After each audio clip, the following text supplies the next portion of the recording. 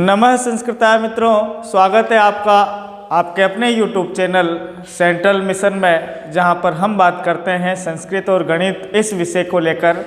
और आज हम काफ़ी दिनों के बाद में एक बार फिर से आपके साथ बात करेंगे संस्कृत विषय को लेकर। संस्कृत में हम ग्रामर पढ़ रहे थे। ग्रामरों में भी हमने बहुत सारे टॉपिकों को पढ़ा था, लेकिन हमारे कुछ टॉपिक थे जो अधूरे चल रहे थे, जैसे कि कारक है। कारक को हम पढ़ रहे थे। कारक को थोड़ा लंबा प्रकरण है, लेकिन कारक को हमने पढ़ते पंचमी विभक्ति अपादान कारक तक पढ़ लिया था। कारक 6 होते हैं, ऐसा हमने जाना था कि क्रिया जनकत्वम कारकत्वम, क्रिया के जनक को कारक कहते हैं, या फिर क्रियान्वयित्वम कारकत्वम, क्रिया का जिसके भी साथ संबंध होता है, सीधा प्रत्यक्ष संबंध होता है, वह कारक होता है। इसी तरह से हमने देखा था कि कारक 6 होते हैं और संबंध कारक नहीं होता। और संबंध क्यों कारक नहीं होता, तो संबंध के षष्ठी विभक्ति में हम आपसे बात करेंगे। लेकिन आज सबसे पहले कारकों को पूरा कर लेते हैं। जो हमारे कारक हैं उन्हें हम पढ़ लेते हैं। तो अपादान तक हमने पढ़ लिया था। अपादान है पंचमी, ध्रुवम अपाये अपादानम से ऐसा करके, और अपादान के सारे सूत्रों को, प्रमुख सूत्रों को हमने पढ़ लिया था। आज मित्रों हम बात करेंगे अधिकरण कारक की, और अधिकरण कारक की जिसमें सप्तमी विभक्ति का हम प्रयोग करते हैं। तो शुरू करते हैं आज का अपना ये नया वीडियो, क्योंकि अब वक्त है संस्कृत पढ़ने का।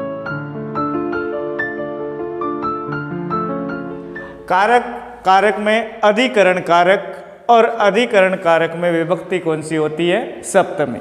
तो आपकी बुक में, आपके कक्षा 10 की किताब में जो इम्पोर्टेंट सूत्र, जो नियम दे रखे हैं, उन्हीं की हम बात करेंगे, और उन्हीं से ही आपकी परीक्षाओं में प्रश्न पूछे जाएंगे। सबसे पहले तो हमें अधिकरण को समझना पड़ेगा, है ना, और अधिकरण कारक, और उसमें विभक्ति बताएंगे हम सप्तमी। तो अधिकरण को समझने के लिए एक सूत्र है, और वो सूत्र जो है उसे हम ध्यान से देखेंगे। लिखा है कि आधारो अधिकरणम, आधारो अधिकरणम, आधारो अधिकरणम, आधार है, अधिकरणम, आधार ही क्या है? अधिकरण है। आधार है अधिकरणम, जो आधार है वही अधिकरण है। जो बेस है, आधार माने बेस, गणित में आप कहते हैं आधार, कर्ण, लंब, ऐसा आपने पढ़ा होगा। तो जो आधार है, जो बेस है, संस्कृत भाषा में उसे अधिकरण कहते हैं। और जो अधिकरण है उसे उसी में सप्तम में अधिकरणे से सप्तमी विभक्ति का प्रयोग किया जाता है। अर्थात जो आधार है वो अधिकरण है, और जो अधिकरण है उसमें सप्तमी विभक्ति लगती है। हमने देखा था कि जो कर्तुर इप्सित तमम कर्म से जो कर्म है उसमें द्वितीया लगती है। साधक तमम करणम से जो करण है, जो साधन है, उसमें तृतीया लगती है। कर्मणा यम अभिप्रेति स संप्रदानम से जो संप्रदान है उसमें संप्रदाने चतुर्थी से चतुर्थी लगती है। ध्रुवम अपाये अपादानम से जो अपादान है, तो अपादाने है पंचमी, उसमें पंचमी लगती है। और हम आज देख रहे हैं कि अधिकरण क्या है। तो हमने देखा कि आधारो अधिकरणम, और अधिकरणे सप्तमी, सप्तम में अधिकरण च। तो सप्तमी अधिकरण कैसे? तो आधार को अधिकरण कहते हैं, अधिकरण में सप्तमी लगती है। लिखा है, एक उदाहरण है कि बालक है कटे आस्ते, आस्ते माने बैठता है, बालक है यानी बालक, कटे है माने चटाई पर, बालक चटाई पर बैठता है, बालक चटाई में बैठता है। बालक के बैठने का जो आधार है वो है चटाई, इसलिए इस कटे में सप्तमी है। ये बालक का आधार क्या है? बालक कहाँ बैठता है? बालक के बैठने का आधार कट है, चटाई है।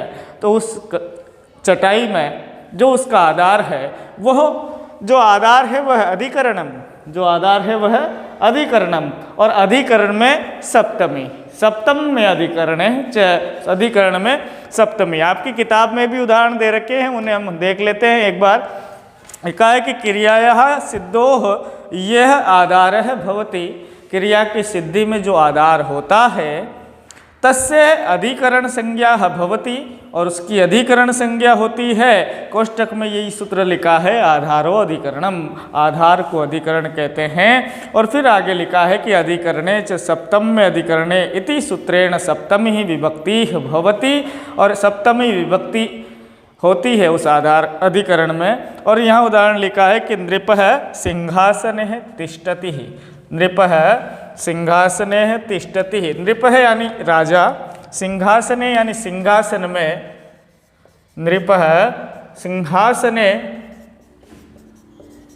सिंहासन में तिष्ठति यानी बैठता है। तो राजा के बैठने का जो आधार है वह अधिकरण है, जो राजा के बैठने का आधार है वह अधिकरण है। और अधिकरण में सप्तमी विभक्ति होती है। अधिकरण में कौन सी विभक्ति होती है? सप्तमी। तो नृपः यानी राजा, तिष्ठति, राजा तिष्ठति, राजा बैठता है। कहाँ बैठता है? राजा के बैठने का आधार क्या है? सिंहासन है, इसलिए सिंहासन में सप्तमी है। बालक के बैठने का आधार क्या है? तो चटाई है, चटाई को कटह कहते हैं, और कटह में सप्तमी विभक्ति है। तो यहाँ पर जो आधार है वो अधिकरण संज्ञा हो गई और अधिकरण में सप्तमी हो गई। वयम ग्रामे निवसाम, वयम हम सब, वयम ग्रामे निवसाम, निवसाम यानी रहते हैं, हम सब गाँव में रहते हैं। हमारे रहने का आधार क्या है? गांव है। हमारे रहने का आधार क्या है? गांव है। तो कहाँ रहते हैं? ग्रामे, गांव में रहते हैं। तो मेरे हिसाब से आप समझ गए होंगे कि जो आधार है वही अधिकरण है, और जो अधिकरण है उसमें सप्तमी होती है। इन सूत्रों को आप समझ गए होंगे। बालक है कटे आस्ते, बालक चटाई पर बैठता है तो उसके बैठने का आधार चटाई है। नृपः सिंहासने सिंहासने तिष्ठति, राजा सिंहासन में बैठता है तो राजा के बैठने का आधार सिंहासन है। हम सब वयम ग्रामे, हम सब गांव में निवसाम यानी रहते हैं, तो फिर हमारे रहने का आधार गांव है, इसलिए यहाँ पर सप्तमी विभक्ति का प्रयोग करते हैं।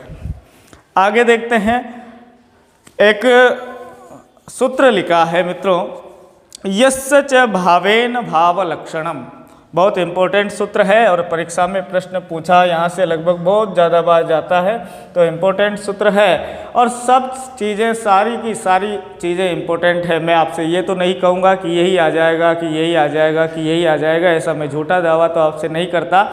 लेकिन जो जो आपके किताब में दिया है वो मैंने पढ़ाया है, और जो जो मैंने पढ़ाया है वो आप पढ़ेंगे तो निश्चित रूप से आप सफल होंगे। और जो जो आपका छूट गया है उसे आप स्वयं से तैयार करें, क्योंकि एक भी नंबर आपका इम्पोर्टेंट हो सकता है। आपके लिए हर एक प्रश्न इम्पोर्टेंट है, और आपके लिए हर बहुत, ये सारा समय भी बहुत ज़्यादा इम्पोर्टेंट है मित्रों। बहुत ज़्यादा प्यार आप लोगों का मिल पा रहा है, इसी प्रकार का प्यार आपसे मिलता रहे। अपने मित्रों को शेयर करते रहिए, अपने मिलने वालों को, अपने छोटे भाइयों को, या फिर उन लोगों को जिनको संस्कृत को पढ़ने में थोड़ी दिक्कत महसूस होती है, उन लोगों तक भी हमारी इस वीडियो को, हमारे इस पहल को आपके द्वारा पहुंचाया जाना चाहिए, ऐसी हमें आपसे आशा है, और आप ऐसा ही करेंगे। आगे बढ़ते हैं मित्रों, बात करते हैं इसके दूसरे नियम की, और वहाँ पर हमने एक सूत्र पढ़ना है कि यस्य च भावेन भाव लक्षणम, कोष्टक में लिखा है। इसकी वृत्ति, इसके अर्थ को पढ़ लेते हैं। और इन्होंने लिखा है, चौथे नंबर का सेंटेंस है, यदा एकः क्रियया, यदा एकः क्रियायाः अनन्तरम् अपरः क्रिया भवति तदा पूर्व क्रियायाः तस्याश्च कर्तरी सप्तमी विभक्ति भवति यस्य च भावेन भाव लक्षणम यथा, ऐसा लिखा है। तो इसका हिंदी में बता देता हूँ, और वो है कि जब एक क्रिया के बाद दूसरी क्रिया, जब एक क्रिया के बाद, ऐसा लिखते हैं, जब एक क्रिया के बाद दूसरी क्रिया, एक क्रिया के बाद दूसरी क्रिया निरंतर रूप से संपन्न हो रही हो, निरंतर रूप से संपन्न हो रही हो, तो पहले वाले कर्ता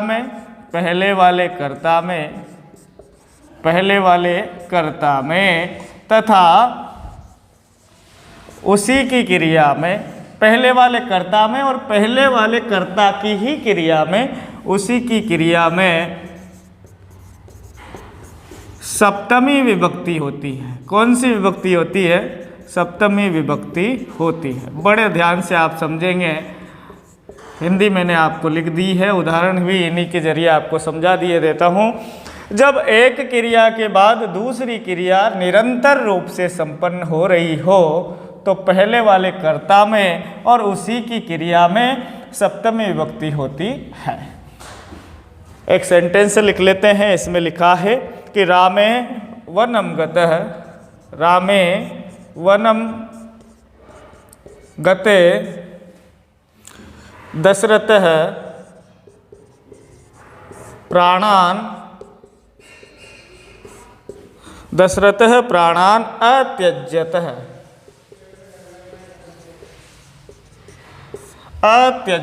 राम के वन जाते ही दशरथ ने प्राणों को त्याग दिया, ऐसा इसका अर्थ है।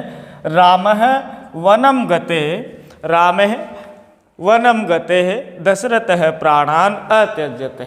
और अपना नियम है कि जब एक क्रिया के बाद दूसरी क्रिया, यानी दो क्रियाएं संपन्न होगी, एक क्रिया के बाद दूसरी क्रिया संपन्न होगी, तो एक क्रिया के बाद दूसरी क्रिया यदि रेगुलर संपन्न हो रही है, कंटिन्यू संपन्न हो रही है, तो पहले वाली जो कर्ता है, पहले वाली जो क्रिया का कर्ता है उसमें भी, और पहले वाले कर्ता की जो क्रिया है उसमें भी सप्तमी विभक्ति होती है। तो यहाँ पर एक तो है रामे वनम गते, राम के वन जाते ही, राम का वन जाना एक अलग वाक्य है, और दशरथ का प्राणों को त्यागना एक अलग चीज है। एक तो राम का वन जाना क्रिया है, यहाँ जाना क्रिया है, यहाँ प्राणों को त्यागना क्रिया है, प्राणों को त्याग देना क्रिया है। दो क्रियाएं संपन्न हो रही है, एक के बाद दूसरी क्रिया निरंतर रूप से संपन्न हो रही है। दोनों क्रियाओं का परस्पर संबंध है, और जब दोनों क्रियाओं का परस्पर संबंध है, निरंतरता होनी चाहिए, निरंतर रूप से संपन्न हो रही है, तो पहले वाले कर्ता में माने जो पहले सेंटेंस का कर्ता है उसमें सप्तमी, देखो यहाँ सप्तमी लगी है। रामे में सप्तमी क्यों लगी है? क्योंकि ये पहले वाली क्रिया का कर्ता है, और फिर उसी की क्रिया में, यानी कि पहले वाले कर्ता की क्रिया में सप्तमी होती है। तो गते में भी सप्तमी है, रामे में भी सप्तमी है, बाकी दशरथ में प्रथमा है, प्राणान में द्वितीया है, अत्यज्यति इस दशरथ के अनुसार है। इनसे हमें कोई मतलब नहीं है। तो राम के, जैसे आपने इंग्लिश में पढ़ा होगा, तो आपने पढ़ा होगा कि डॉक्टर के आने से पहले ही रोगी मर चुका था। डॉक्टर का आना एक क्रिया है और रोगी का मर जाना दूसरी क्रिया है, और दोनों में घनिष्ठता है, निरंतरता है। निरंतरता की यहाँ पर बात है कि जब एक क्रिया के बाद दूसरी क्रिया निरंतर रूप से संपन्न हो रही है, तो पहले वाले कर्ता में, पहले वाले सब्जेक्ट में और उसी की क्रिया में सप्तमी विभक्ति का प्रयोग होता है। आप समझ गए होंगे। एक और सेंटेंस आपकी इसी किताब में लिखा है कि सूर्य है अस्तम गते है, सूर्य है अस्तम गते, सूर्य के अस्त होते ही, सूर्य अस्तम गते, सूर्य के अस्त होते ही सर्वे बालका, सभी बालक, सर्वे बालका, सभी बालक गृहम आगच्छन, गृहम आगच्छन, सभी बालक घर को लौट गए, घर को चले गए। सूर्य के अस्त होते ही, सूर्य का अस्त होना और बालकों का घर को आना, घर को लौट जाना, घर को जाना, दोनों परस्पर संबंधित है। जैसे स्कूल में घंटी बजते ही सभी बालक कक्षाओं के बाहर आ गए, यह निरंतरता है। स्कूल का घंटी बजना और बालकों का बाहर आना एक परस्पर निरंतरता का द्योतक है। और लिखा है कि सूर्य है अस्तम गते है सर्वे बालका, तो सूर्यम अस्तम गते है, सूर्य के अस्त होते ही, तो सूर्य करता है, पहली वाली क्रिया का करता है। और पहली वाली ये क्रिया है, इन दोनों में ही कौन सी विभक्ति? सप्तमी विभक्ति।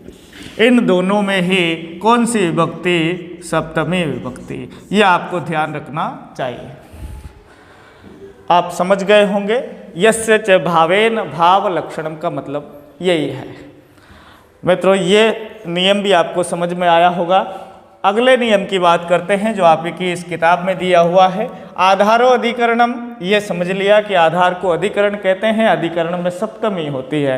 ये इसके बाद हमने देखा कि यस्य च भावेन भाव लक्षणम, एक क्रिया के बाद दूसरी क्रिया निरंतर रूप से यदि संपन्न हो रही है तो पहले वाली क्रिया के कर्ता में भी और साथ ही साथ उसकी क्रिया में भी, पहली वाली क्रिया में भी सप्तमी विभक्ति का प्रयोग करते हैं।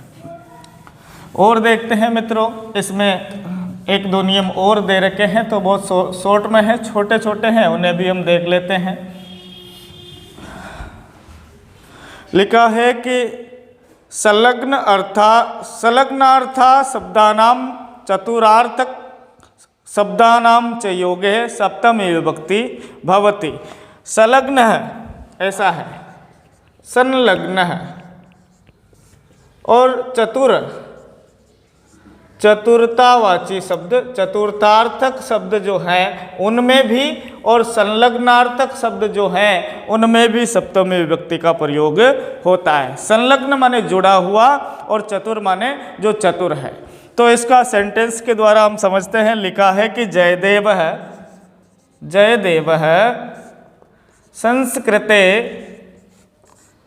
संस्कृते चतुर है अस्ति। जयदेव संस्कृत में चतुर है, जयदेव संस्कृत में चतुर है। तो चतुर्थार्थक जो शब्द हैं, निपुण, चतुर, इस प्रकार के, कुशल, इस प्रकार के, लेकिन यहाँ पर आपके एक ही उदाहरण दे रखा है, कुशल भी हो सकता है, निपुण भी हो सकता है। इन कुशल, निपुण और चतुरवाचक शब्दों में जिसमें चतुर हो उसकी अधिकरण संज्ञा होती है और अधिकरण में सप्तमी विभक्ति होती है। इस सेंटेंस से आप बढ़िया तरीके से रिलेक्ट कर पाएंगे। समझते हैं कि जयदेव संस्कृते चतुर अस्ति, जयदेव संस्कृत में चतुर है। किस में चतुर है? किस में चतुर है? तो संस्कृते चतुर है। इस चतुर शब्द का अन्वय, चतुर शब्द का संबंध इस संस्कृत के साथ है।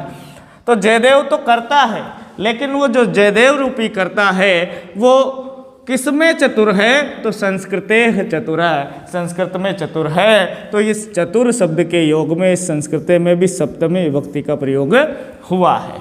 जैसे कोई कह दे कि खादने, खादने चतुर है, खाने में चतुर है। कोई खाने में चतुर है तो किस में चतुर है? खाने में चतुर है।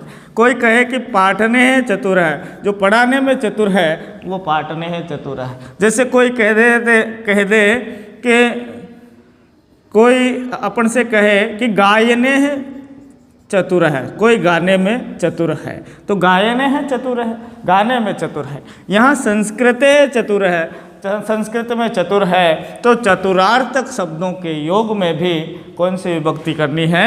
सप्तमी विभक्ति करनी है। मेरा विचार है कि आप इसको समझ गए होंगे। दूसरा अर्थ है कि संलग्न है, संलग्नार्थक शब्दों के, संलग्न इस शब्द के योग में भी जिसमें जो संलग्न होगा, कर्ता जिसमें संलग्न होगा उसकी भी अधिकरण संज्ञा होती है और उसमें भी सप्तमी विभक्ति आती है। लिखा है कि बलदेव स्व कार्य संलग्न अस्ति। बलदेव अपने कार्य में, स्व माने अपने, कार्य यानी कार्य में, संलग्न है यानी संलग्न है, लगा हुआ है, अपने कार्य में लगा हुआ है। तो जो जिस कार्य में संलग्न है, जैसे अध्यापक है पाठने संलग्न अस्ति, अध्यापक पढ़ाने की क्रिया में संलग्न है।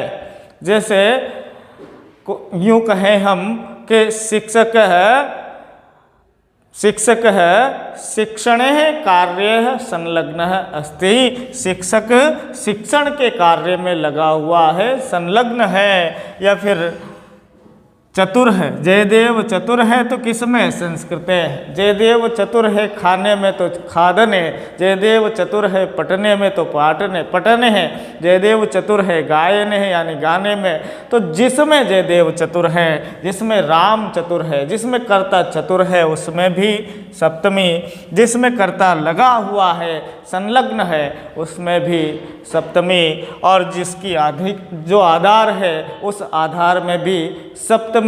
और जब दो क्रियाएं परस्पर एक के बाद दूसरी संपन्न हो रही है तो पहले वाली क्रिया के कर्ता में और पहले वाली उस क्रिया में भी सप्तमी विभक्ति का प्रयोग करते हैं। एक छोटा सा सूत्र आपके लिए और है मित्रों, वो भी आपके इस बुक में दे रखा है। लिखा है कि यस्मिन स्नेह क्रियते तस्मिन सप्तमी विभक्ति भवति। यस्मिन स्नेह, जिससे स्नेह किया जाए, जिससे स्नेह किया जाए, जिससे प्रेम किया जाए, जिसको लाड किया जाए, जिसको दुलार किया जाए, तो उसमें भी सप्तमी होती है। जैसे माता पुत्रेह, पिता पुत्रेह स्नेहति, पिता पुत्रे, इसमें ऐसा उदाहरण है, पिता पुत्रे स्नेहयति, स्नेहयति लिख लेते हैं इसे, पिता पुत्रे स्नेहति, ऐसा है, पिता पुत्रे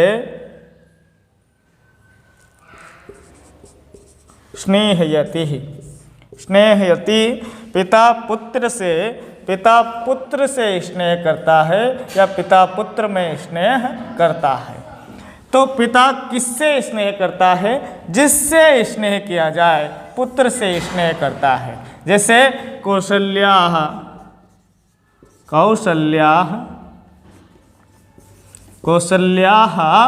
रामय स्नेहति, स्नेहयति। कौशल्या राम से स्नेह करती है। तो कौशल्या किससे स्नेह कर रही है, किससे प्रेम कर रही है? जिससे स्नेह आदि किया जाए, जिसमें चतुर हो, जिसमें संलग्न हो, जो आधार हो, वह सप्तमी विभक्ति के योग्य होता है। सप्तमी विभक्ति उसमें लगाई जाती है। मित्रों, ये तो आपकी सप्तमी विभक्ति थी। इसके बाद कारकों में जो कुछ भी अवशिष्ट है, जो कुछ भी शेष बच गया है, उसे हम किसी एक अलग वीडियो में लेकर आएंगे, यानी कि षष्ठी विभक्ति को हम उसी में ही पढ़ाएंगे। इसके बाद कोई नया सा टॉपिक आपके लिए शुरू करेंगे और अब आपके इन वीडियो में निरंतरता बनी रहेगी, ऐसा हमारा प्रयास है। पिछले कुछ दिनों से हम बहुत व्यस्त थे, समय की अनुपलब्धता के कारण आपसे नहीं मिल पा रहे थे, लेकिन आप बिल्कुल भी इस बारे में चिंता न करें। और तब तक आपकी भी एक जिम्मेदारी है कि आपके अपने मित्रों को, आपके पारिवारिक मित्रों को, आपके क्लास के मित्रों को, आपके सभी प्रकार के साथियों को इस वीडियो का लाभ आप पहुंचाएं। ये आपकी जिम्मेदारी है, क्योंकि मित्रों परीक्षा नज़दीक है, सभी को संस्कृत चाहिए। तो आप यहाँ से अगर बहुत अच्छा समझ पा रहे हैं और समझ पा रहे हैं, ऐसा आपके कमेंट बताते हैं, आपके लाइक बताते हैं, आपके शेयर बताते हैं और बहुत अच्छे प्रकार के कमेंट आपके मिल पा रहे हैं, इसके लिए आपका हृदय से बहुत बहुत धन्यवाद। जल्द ही मिलते हैं आपसे पुनः किसी नए वीडियो में नए टॉपिक के साथ। तब तक के लिए नमः संस्कृत।